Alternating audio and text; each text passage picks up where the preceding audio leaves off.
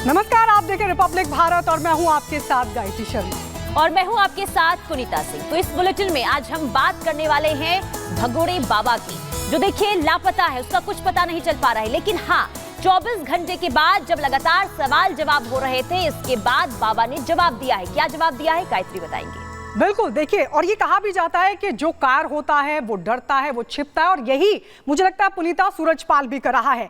सूरजपाल लगातार छिप रहा है, लेकिन बड़ी बात यह है कि वो स्टेटमेंट भी जारी कर रहा है, और वो बार बार स्टेटमेंट जारी करके बता रहा है कि कैसे उसकी तरफ से ही पाप हुआ है। 121 मौतों का जिम्मेदार सूरजपाल लगातार छिप रहा है। हम आपको इन तस्वीरों के जरिए भी दिखा रहे हैं। देखिए, सूरजपाल जो खुद को भोले बाबा बताता है, और उसने किस तरीके से 121 लोगों की जो जान है वो ले ली है।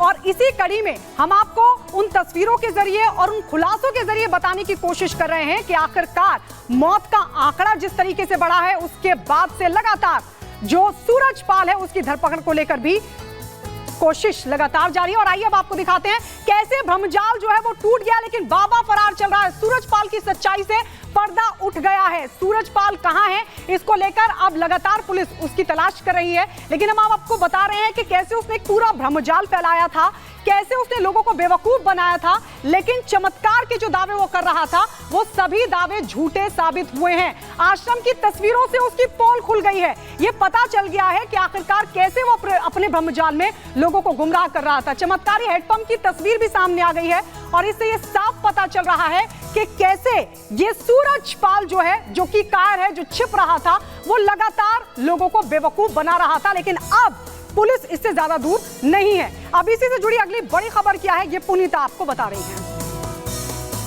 और बिल्कुल, और इसलिए देखिए कहते हैं कि जब कोई कायर होता है, और यही वजह है कि वो डरता है, और जो पाखंडी होता है वो लोगों की नजरों से छिपता रहता है। और यही किया गया है 121 मौतों का गुनहगार यानी कि बाबा सूरजपाल, जो अब तक सामने नहीं आया है। हालांकि उसकी तरफ से बयान जारी किया गया है। आखिर क्या बयान में कहा गया है, रिपोर्ट के जरिए दिखाते हैं।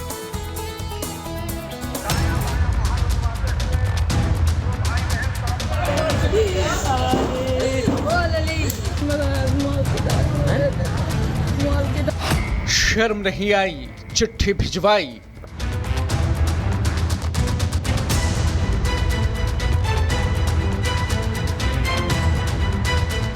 एक 121 मौतों की टीस में हाथरस का बच्चा बच्चा रो रहा है।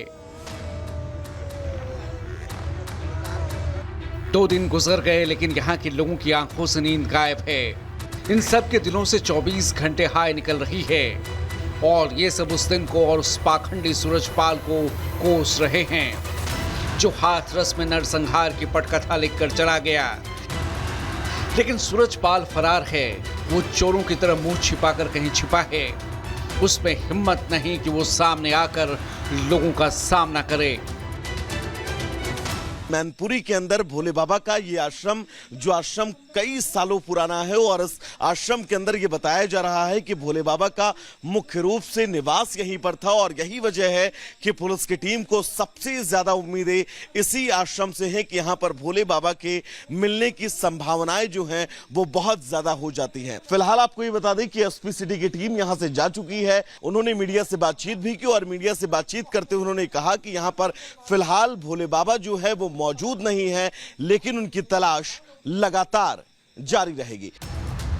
पाखंड का भ्रमजाल फैलाकर सूरजपाल फरार है। उसे मालूम है कि अगर वो इस वक्त लोगों के सामने आया तो उसकी सच्चाई जान चुके लोग उससे सवाल पूछेंगे, उसका बुरा हाल कर देंगे। इसलिए सूरजपाल ने हाथरस में मचे भगदड़ के बाद पहली बार एक चिट्ठी के जरिए अपनी सफाई पेश की है। उसने कहा कि मैं मृतकों और उनके परिवारों के प्रति संवेदना प्रकट करता हूँ। मैं घायलों के जल्द ठीक होने की ईश्वर से फरियाद करता हूँ। मैं सुप्रीम कोर्ट के वरिष्ठ अधिवक्ता डॉक्टर AP सिंह को समागम में उपद्रवी तत्वों द्वारा फैलाए गए भगदड़ के विषय में कानूनी कार्रवाई को लेकर अधिकृत करता हूँ।